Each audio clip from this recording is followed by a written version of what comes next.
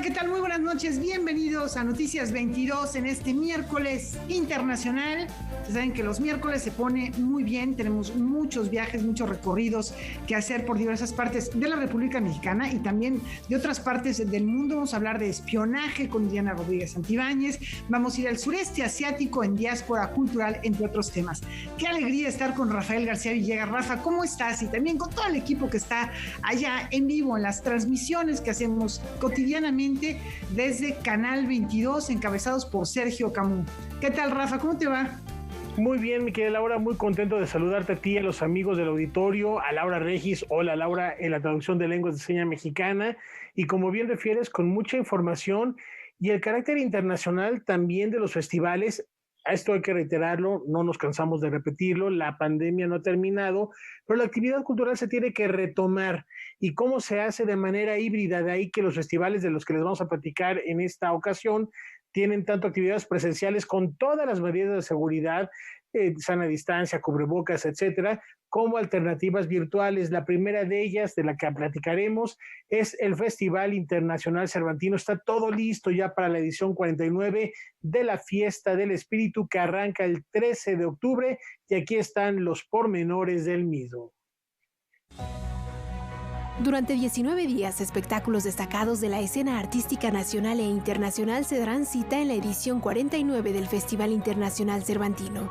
Después de que se realizara en 2020 en un formato virtual, este año el encuentro multidisciplinario tendrá una oferta híbrida, con artistas provenientes de 20 países y con un total de 110 funciones, 81 de ellas presenciales y 29 en línea. Cuba y Coahuila se mantendrán como país y estado invitados de honor. Para esta edición, priorizamos espacios abiertos y planeamos la logística necesaria para presentar oferta en el Teatro Juárez, el teatro principal, con normas estrictas respecto al aforo. Cuba y Coahuila, nuestros invitados de honor, nos darán un recorrido por lo más representativo de sus culturas. Y para muestra, inauguraremos con Formelio y los Bambán y la Orquesta Filarmónica del Desierto en la nómina de Granaditas. En aquella época. En esta emisión importante, TV4, Canal 22 y el Sistema Público de Radio y Televisión son cómplices indispensables. Sin ellos, sería imposible hacer realidad el sueño de que durante 19 días seamos una sola comunidad, la cervantina. Presentamos hoy la programación de la edición 49 del Festival Internacional Cervantino. Llegamos a este momento con convicción y emoción, tras año y medio de trabajo constante, en el que con los gobiernos de Guanajuato, Coahuila y Cuba no nos dimos por vencidos. A nombre del Gobierno de México, les anuncio que estamos listos y entusiasmados para arrancar el próximo Cervantino en la ciudad de Guanajuato. Al tomar la palabra, el consejero cultural de la Embajada de la República de Cuba en México, Waldo Leiva, agradeció la invitación al festival y comentó que la Casa Cuba se ubicará en el Museo Ex Convento Dieguino de Guanajuato. Hemos preparado una excelente delegación. Quizás no tiene el mismo tamaño de la delegación del año pasado, por razones obvias, pero estaremos muy bien representados en este festival y creemos que Cuba podrá mostrar la fuerza de su cultura en este encuentro. Tendremos música, tendremos teatro, tendremos danza, habrá literatura. Solo agradecer, repito, que hayamos sido invitados al festival. Vamos a hacer seguramente lo mejor que esté a nuestro alcance. Por su parte, la secretaria de Cultura de Coahuila puntualizó que es la primera vez que el Estado participa en el FIC y lo hará con más de 65 actividades artísticas y académicas como muestra de su historia, pensamiento y creación. Para estar a la altura de esta celebración, Coahuila invierte 16.5 millones de pesos. Nuestra delegación artística está integrada por 590 coahuilenses que dejarán en el escenario alma, corazón, vida, además de la entrega y el valor que caracteriza a las mujeres y a los hombres del norte. Tendremos también expresiones populares como serán los parrancheros, una matrachinada con más de 100 danzantes de manera simultánea. Estaremos también impulsando el sotol, que es el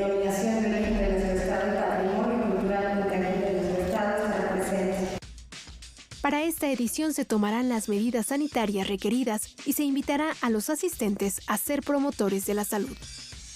Hemos trabajado de la mano con instituciones de salud y aliados de Guanajuato para brindarles las mejores condiciones posibles, para hacer de su trabajo libre de contagio. Sobre el escenario, en las calles, en las taquillas, seremos exigentes con los protocolos de salud. El Festival Internacional Cervantino se llevará a cabo del 13 al 31 de octubre en Guanajuato. La cartelera puede consultarse en la página oficial del encuentro. Noticias 22, Karen Rivera. Y por supuesto ya le estaremos dando seguimiento aquí en Canal 22. Y a propósito de grandes fiestas de la cultura, el lunes arrancó la Guelaguetza 2021. Dadas las condiciones por la crisis sanitaria, toda la programación se transmite a través de Internet y además a lo largo de la siguiente semana tendremos la oportunidad de ver una serie de documentales para conocer los procesos de trabajo que se requieren para la realización del encuentro y también seguirlo muy de cerca, donde más en Canal 22. Año con año, la segunda quincena del mes de julio, la celebración de la Guelaguetza reúne en la ciudad de Oaxaca a las 8 regiones del estado para festejar sus expresiones artísticas y culturales. Debido a la contingencia sanitaria, este año la fiesta de colores, tradiciones y costumbres se transmite de modo virtual con un programa especial grabado desde las comunidades. Quisimos ahora pues ir hasta las comunidades, traernos un poco más de viva voz de la gente que allá vive y que está día a día cultivando estos procesos culturales, documentarlos y traerlos, ¿no? Darlos a conocer al mundo, pero desde sus comunidades.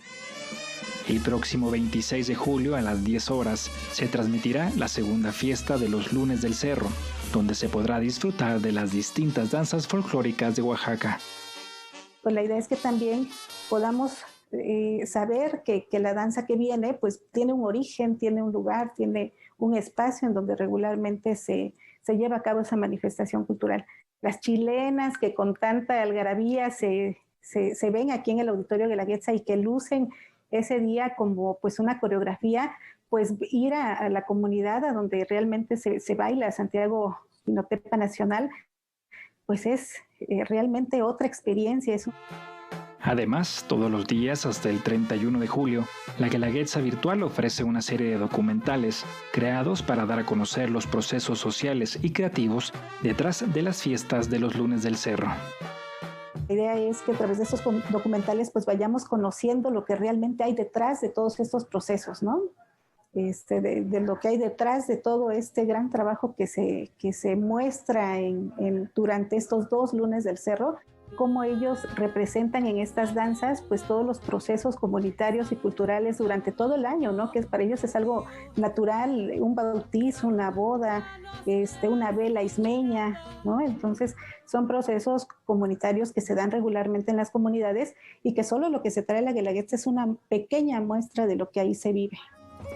El programa incluye un abanico de expresiones musicales de la región, entre las que destaca el concierto de Alejandra Robles y las Mujeres del Viento Florido, titulado Las Joyas de Oaxaca, que se transmitirá el sábado 24 de julio a las 17:30 horas. El concierto de Marta Toledo el 30 de julio a las 10 horas y para cerrar la programación, el 31 de julio a las 17:30 horas, el concierto con la marimba del estado de Oaxaca. Nos fuimos al Papaloapan, grabamos a Casa Sotaventina, al grupo de Son Jarocho Muín, a los carretoneros, nos fuimos a la costa, grabamos en Putla Villa de Guerrero al trío Bordón, por ejemplo, con sus cantantes, María Ferrina, documentamos, por ejemplo, muchas bandas, ¿no? De música tradicional en Tlahuitoltepec, en la Mixteca, están las Mujeres del Viento Florido con Alejandra Robles, por ejemplo, que es un espectáculo muy bonito. Estas mujeres que día a día luchan por tener una presencia en la música de Oaxaca también, ¿no? El programa virtual se transmite a través del portal Contigo en la Distancia y redes sociales de la Secretaría de Cultura y de la Guelaguetza Oficial, así como en el Canal Cultural de México, Canal 22. Noticias 22, Omar Vera.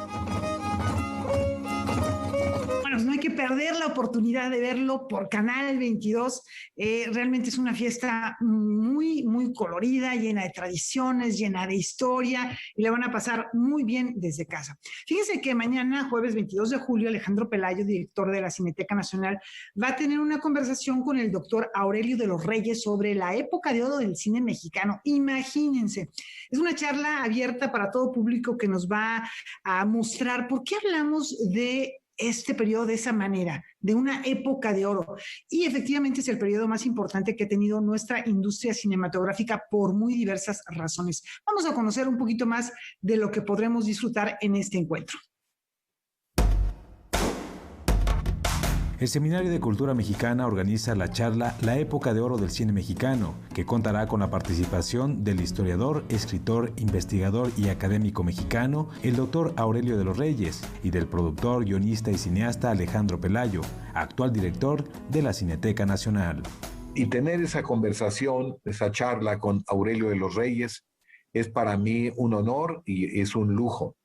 Y en ese sentido, la plática fundamentalmente, Julio, es pues que hablemos así en una charla informal sobre aspectos esenciales de la época de oro. También será un lujo y un placer para el público escuchar esta conversación entre amigos que han dedicado su vida al estudio de las artes visuales. Como dato curioso, podemos adelantar que Aurelio de los Reyes asesoró la tesis doctoral sobre cine mexicano de los años 80 de Alejandro Pelayo. El primer momento que económicamente es más importante para el cine mexicano son los años de la guerra, de 40, 41, 45. ¿Por qué? Están cerradas las cinematografías en guerra, ¿verdad? No está produciendo Europa, no está produciendo Italia, Francia, Alemania están en guerra. Estados Unidos reorienta su producción más hacia películas de tipo bélico, ¿verdad? Más propaganda. Y entonces México aprovecha en su cinematografía para exportar a Latinoamérica, al sur de los Estados Unidos, donde hay población mexicana. Evidentemente tendrán que hacer un breve recorrido por la filmografía de reconocidos directores mexicanos de la época, como Emilio El Indio Fernández, Roberto Gabaldón, Julio Bracho, Ismael Rodríguez y Alejandro Galindo, además de recordar a los actores que protagonizaron estas películas, como María Félix, Tintán, Pedro Infante, Dolores del Río y Pedro Armendáriz. La charla La época de oro del cine mexicano se llevará a cabo el jueves 22 de julio a las 13 horas por el canal de YouTube del Seminario de Cultura Mexicana. Noticias 22, Julio López. El corazón no es... Tenemos una pausa, regresamos con Diáspora Cultural y nos vamos a ir a un país asiático. Ya van a ver.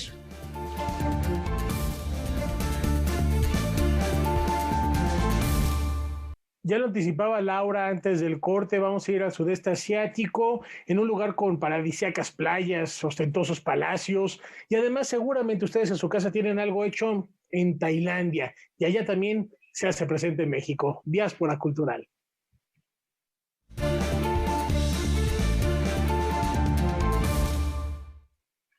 Sí, vamos a visitar uno de los países que atrae mayor número de turistas extranjeros del mundo, particularmente su capital, Bangkok, una ciudad considerada ciudad global. Y ahí está afincada una artista plástica y audiovisual mexicana de enorme interés. Vamos a conocer su trabajo. Cuéntanos, Edgardo Bermejo, tráenos buenas noticias. ¿De quién se trata?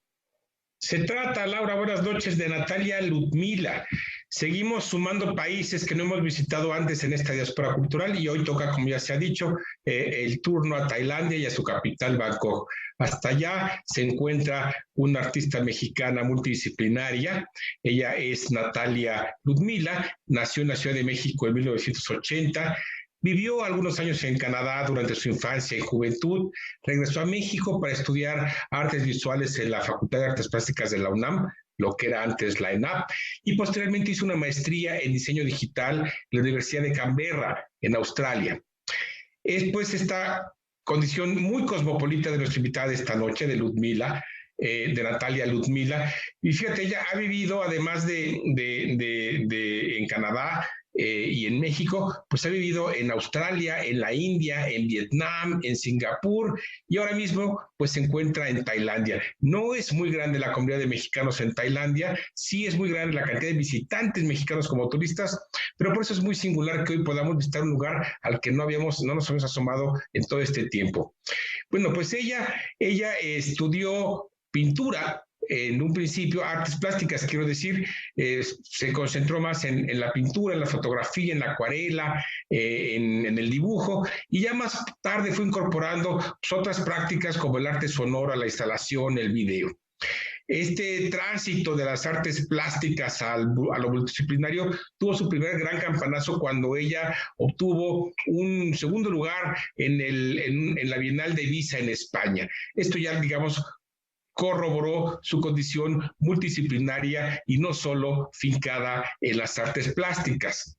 Desde entonces, ella ha participado pues, en muchas exposiciones individuales y colectivas. Además de los países que hemos mencionado, ha expuesto en España, en Francia, en Portugal, en Alemania, en Brasil, entre muchos otros. Tuvo la residencia del Centro Banff de Canadá, una residencia a la que muchos mexicanos talentosos han acudido. También tuvo otra residencia en el estudio del célebre artista italiano Pistoletto y una más en Singapur con un convenio del FONCA de México. Estás, pues, lo que decía yo como un perfil rabiosamente cosmopolita de nuestra invitada de esta semana. En México, pues fue seleccionada en la Bienal Rufino Tamayo de Pintura, ha expuesto en el Museo Nahuacalli, en el Museo Carrillo Gil, y además Natalia está casada con una diplomática mexicana y esto les ha permitido moverse en los últimos años de Australia a la India, ahora en Tailandia. De manera que es una pareja mexicana que une la tradición diplomática y la proyección artística de México. Ya en Tailandia, Natalia instaló su propio estudio en un lugar llamado The Creative District, en Bangkok, un pequeño espacio para las artes muy notable, muy vanguardista, y bueno, ahí ha estado trabajando ahora con las limitaciones de la pandemia, pero lo que es interesante es cómo ha logrado ella establecer vínculos con la comunidad artística de la región asiática, algo que de verdad es muy poco visto entre nuestros creadores mexicanos. Hay pues en su trabajo una constante lectura de la realidad política. Ella tiene este acercamiento crítico a los temas que tienen que ver con la noción de la identidad, con la construcción de las identidades, de los géneros. Tiene un filo político muy interesante. Pues, quien quiera ver su obra podrá asomarse a su página web que aparece ahora en la pantalla.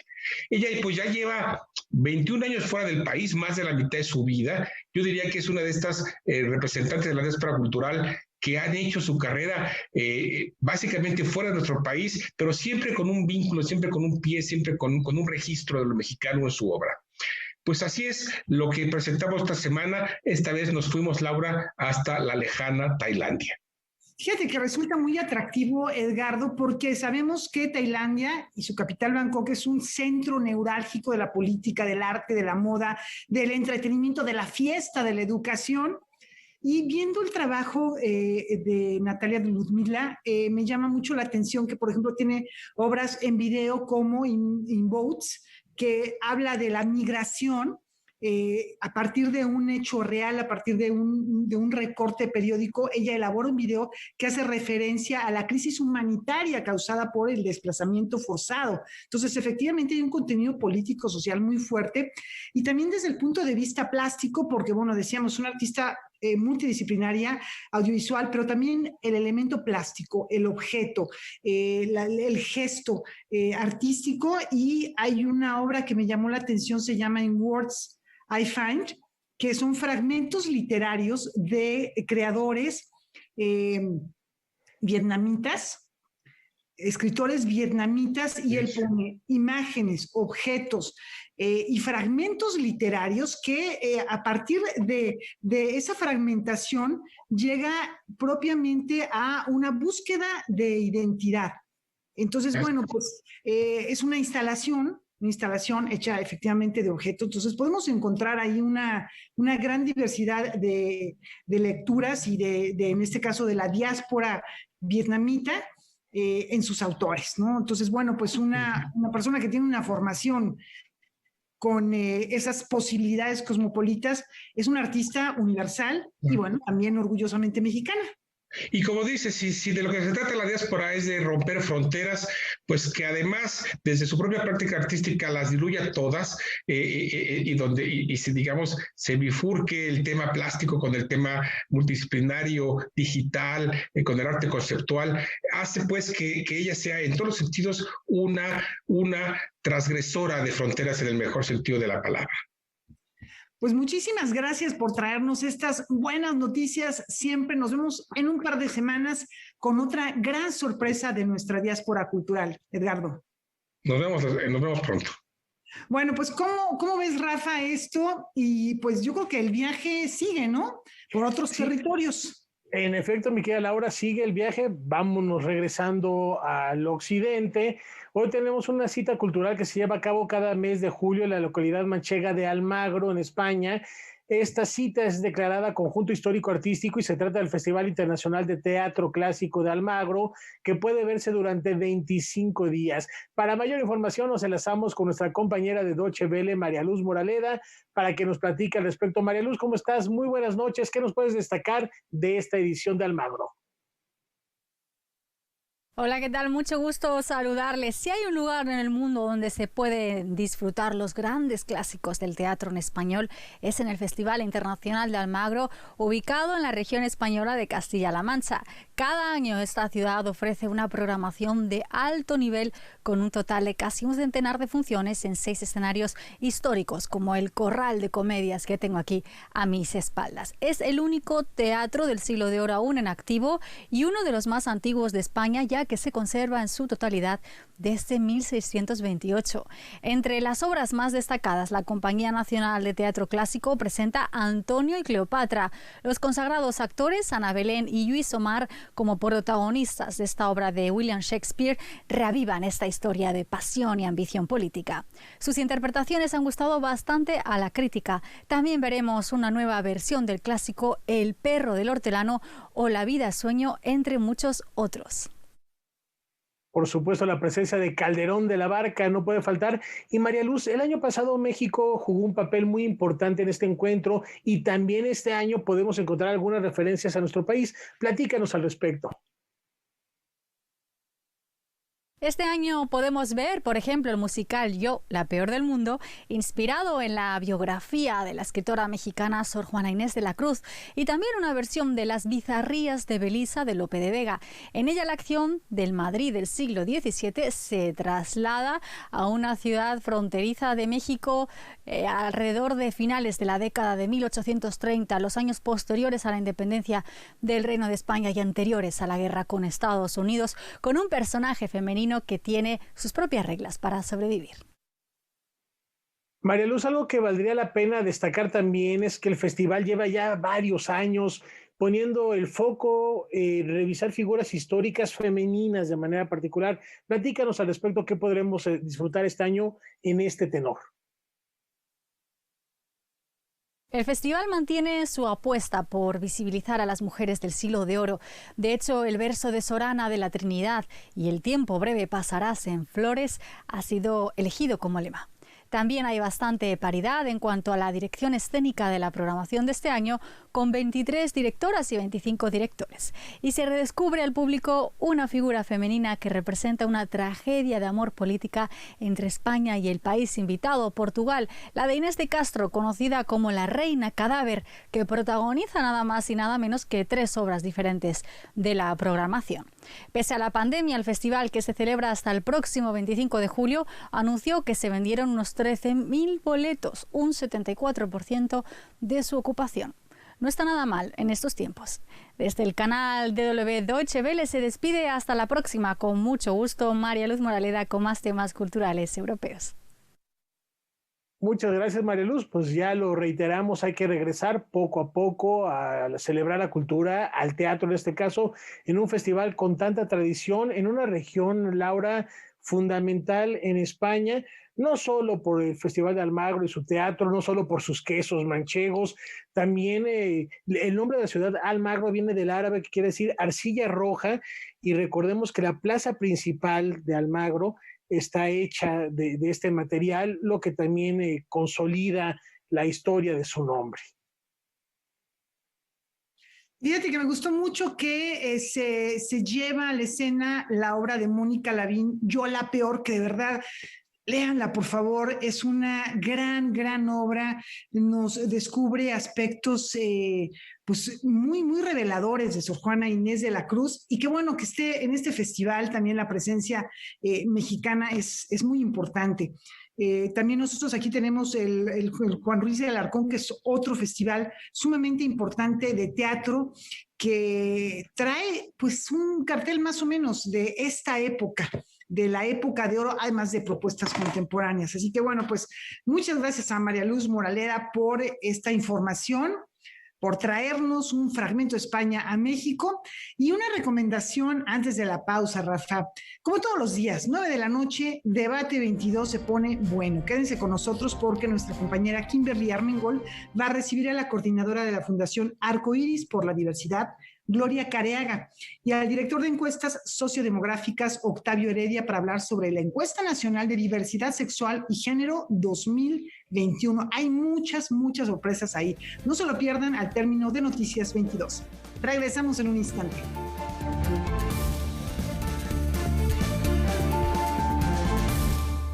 A partir del 15 de agosto, el canal del Congreso, televisora hermana de Canal 22, estrena programación. Para esta nueva etapa se han preparado diferentes producciones que abordan temas tan diversos que van de la riqueza natural y cultural de México hasta temas de innovación tecnológica. Aquí una probadita de lo que podremos disfrutar en el canal del Congreso.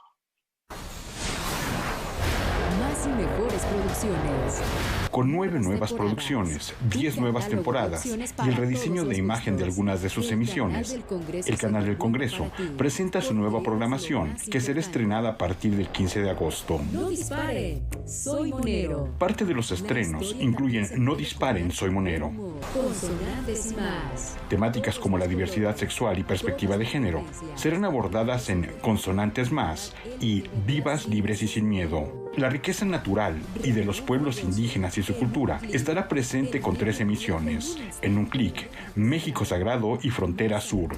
Riqueza, belleza, cultura. Para construir una oferta televisiva que tuviera como una constante narrativa visibilizar las agendas sociales, las luchas cotidianas de las minorías, colocar en el centro de la idea de producción al ciudadano y yo diría devolverle sencillez a lo que siempre debió haber sido sencillo. Tú sabes que es difícil comunicar el lenguaje legislativo a la gran audiencia y estamos haciendo un esfuerzo por darle sencillez a eso que siempre debió haber sido sencillo. Legisladores del México contemporáneo.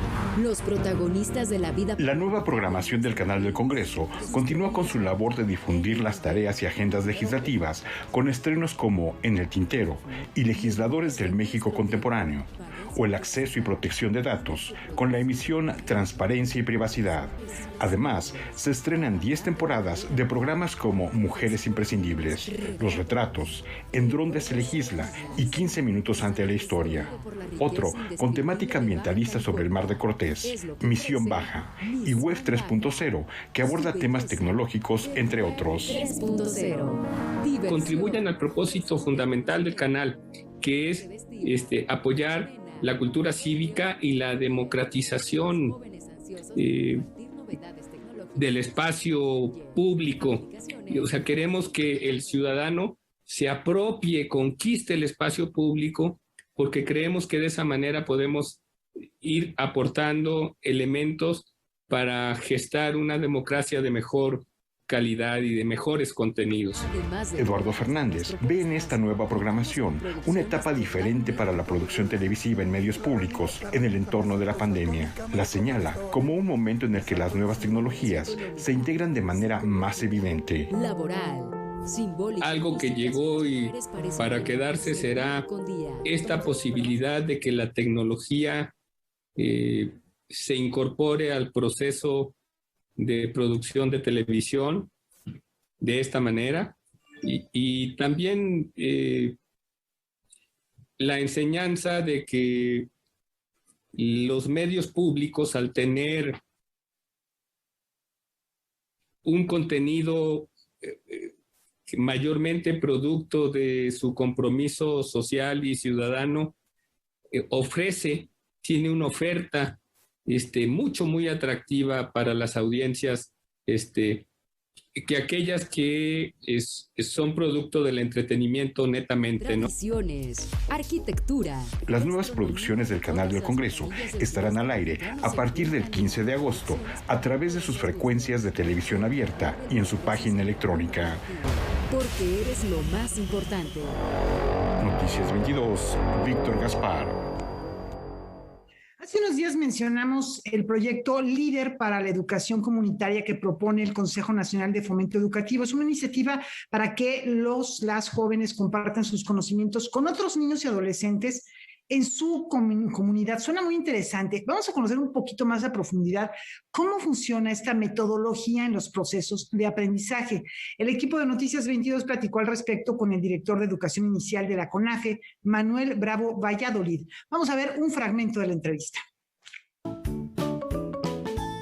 El primer encuentro con el mundo a través de la educación, en un entorno de saberes y actores locales, constituye la piedra angular en la formación de los más pequeños. El Consejo Nacional de Fomento Educativo, a través de su director Gabriel Cámara, emprendió hace 20 años una metodología denominada Relación Tutora, que vincula a los poseedores de conocimiento, denominados promotores y promotoras de educación inicial, con los más pequeños, sus papás o sus cuidadores.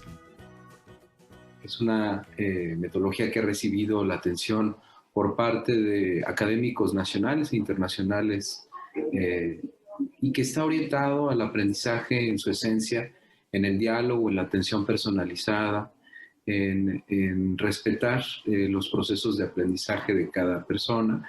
Y se basa en esta idea central de que cuando alguien domina algo que desea ofrecer y alguien que quiere aprender. Y en esa interacción es que se presenta un diálogo horizontal de uno a uno para profundizar en torno a un desafío. Se pone un desafío en torno a un aprendizaje y entonces se presenta una relación muy personalizada, contraria a lo que hemos vivido históricamente nosotros como niños. La importancia de esos primeros contactos con el conocimiento queda demostrada cada vez más con estudios científicos y de neurociencia. Por ello, CONAFE se ha abocado a impulsar este primer encuentro a través de sinergias entre sus promotores, los educandos y su entorno familiar y social, siendo a la vez una estrategia que es punta de lanza en la educación en el país. El CONAFE llega a las comunidades más remotas del país, donde las escuelas del sistema regular no alcanzan a llegar.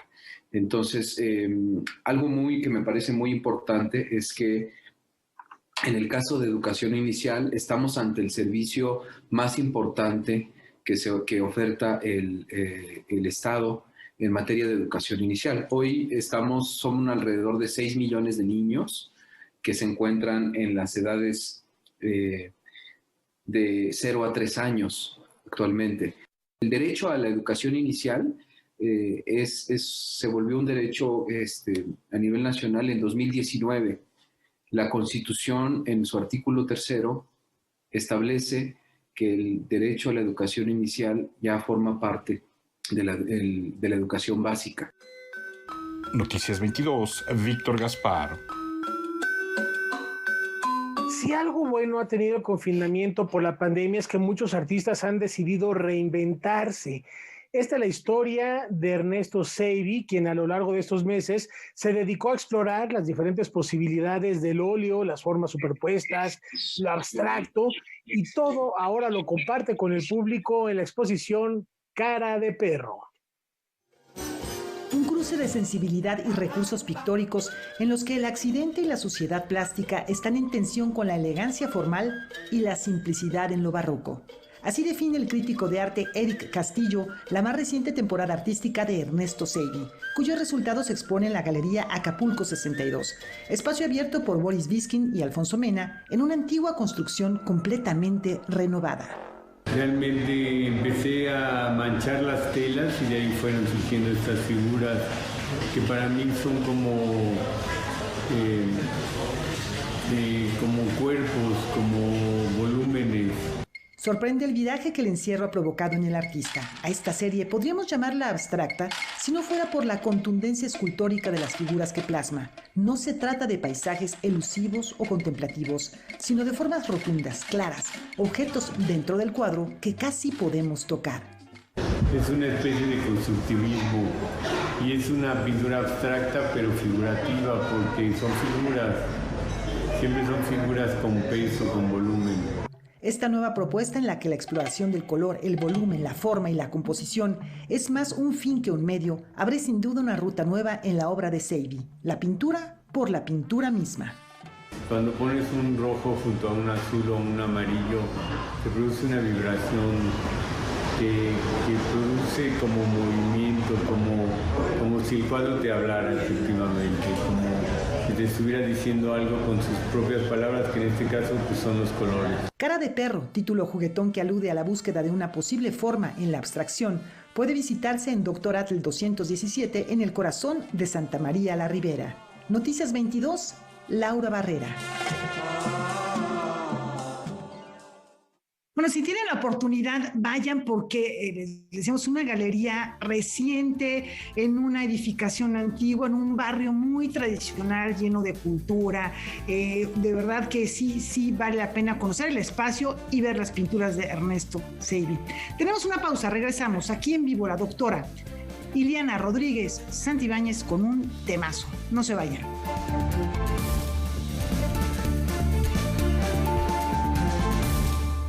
Si ya para muchos nos es preocupante que el algoritmo nos diga qué tenis comprar o qué yogur consumir cuando aceptamos términos y condiciones de cualquier red social, ¿qué podemos esperar de una empresa como Pegasus, esta empresa israelí, que rompe fronteras y no respeta, vamos, como dicen por ahí, no deja títere sin cabeza? Activistas, fiscales, diplomáticos, jueces, políticos, periodistas, todo en este mundo del ciberespionaje. Y a propósito, también Estados Unidos está acusando a China de lo mismo. ¿Qué pasa? Iliana Rodríguez Santibáñez nos lo platica en Visión Global.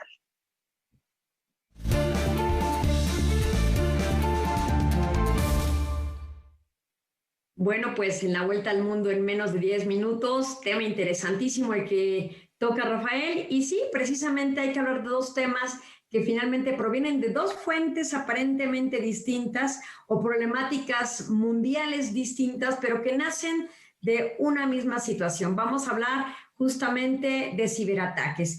El viernes pasado, en el marco de la reunión de cooperación económica del foro de la APEC, este foro de Asia y el Pacífico, parecían muy buenos amigos el presidente chino Xi Jinping y el presidente estadounidense Biden, quienes se daban la mano y sonreían, mientras que este lunes se desatan acusaciones por parte de los Estados Unidos, también de la Organización del Tratado del Atlántico Norte, esta organización de cooperación militar y de seguridad entre Europa y Estados Unidos y sus aliados, así como por parte de la Unión Europea, encabezada por la Comisión Europea, que encabeza precisamente Ursula von der Leyen. Entre todos ellos han acusado a Xi Jinping, específicamente a China, por distintos y masivos ciberataques. Recordemos que en el marco de esto tenemos dos antecedentes previos ya archiconocidos, uno precisamente en 2018 con las acusaciones a la compañía de comunicaciones y telefonía china, Huawei,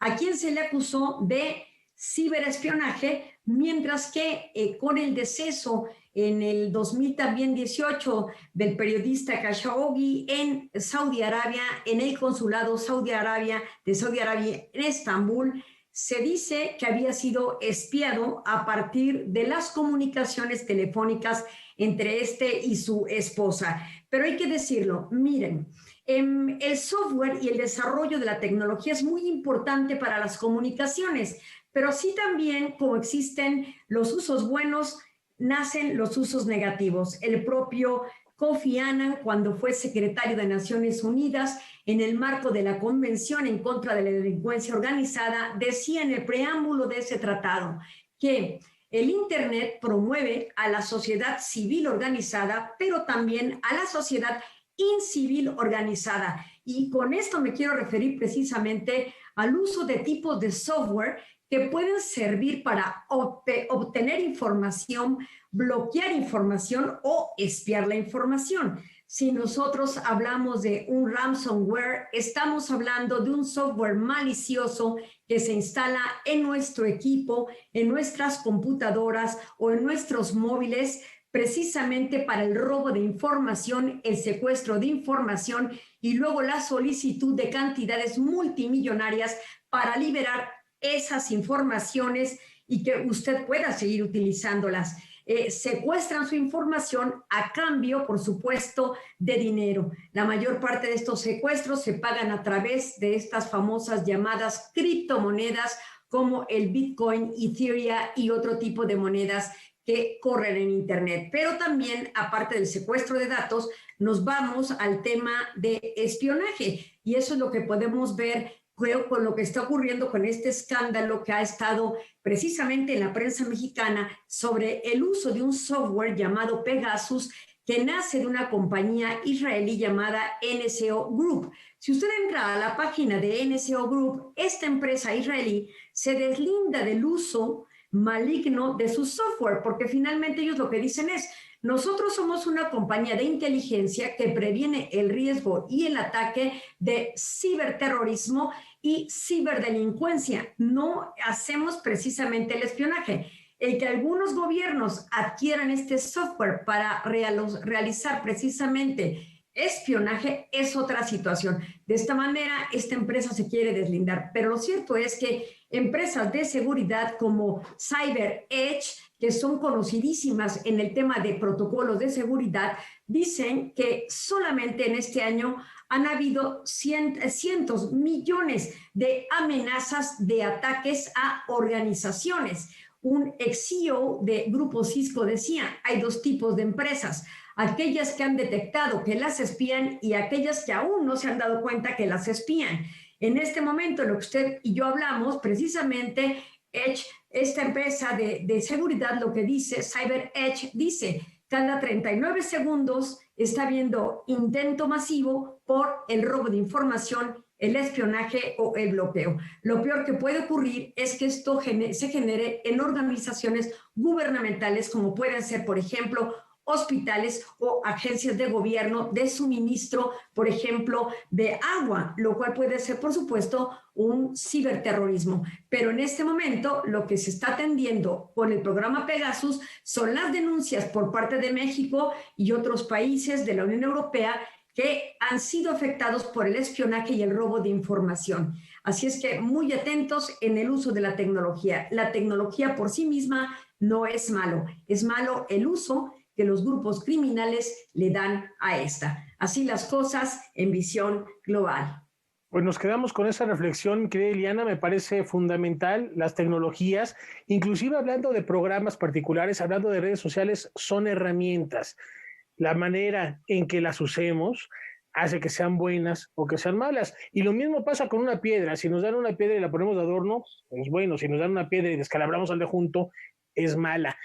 Perdónenme la analogía, pero ahí está la propuesta y la reflexión que hace esta noche la doctora Ileana Rodríguez Santibáñez a propósito de estas empresas, porque sí hay que tener un control de todo lo que está en la nube y en la red, y se está legislando, y la ONU está muy preocupada también por saber cuáles son los lineamientos para inclusive aprender a navegar. Yo ahorita, por cuestiones éticas, voy a borrar mi historial de navegación, pero eso es otro tema. Ileana, muchísimas gracias.